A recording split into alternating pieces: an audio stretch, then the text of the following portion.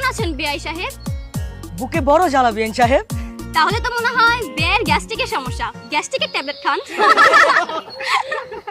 এই ব্যথা ট্যাবলেটে যাবে না বিআইন সাহেব।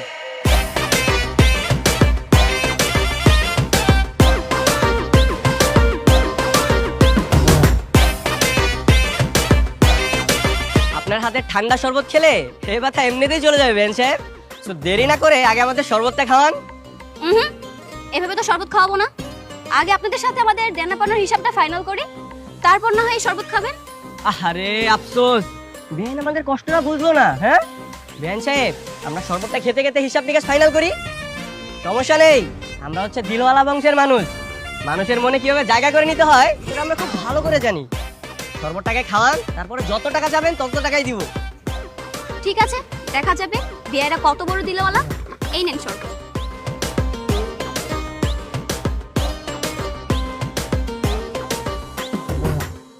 ঠিক আছে, এখন বলুন আপনাদের গেটের ভাড়া কত? 1 লক্ষ টাকা। ছি ছি, এটা আপনি কি করলেন?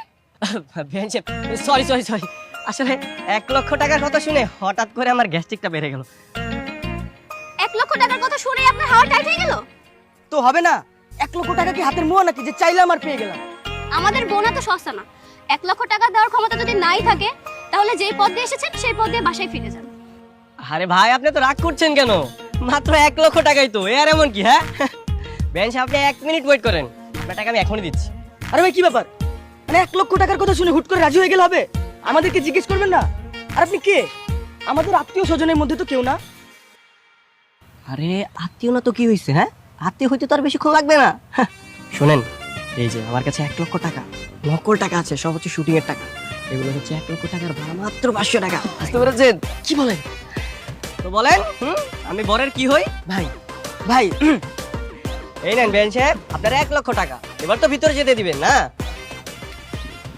কেচিটা দে তো। এই নেন, ফিতাটা কেটে ভিতরে আসেন। আরে ছাড়েন।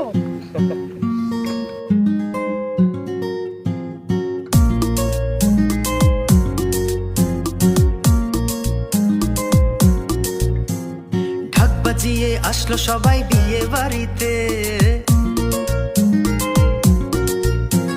খুশির আমেজ বইছে আজ সবার মনেতে।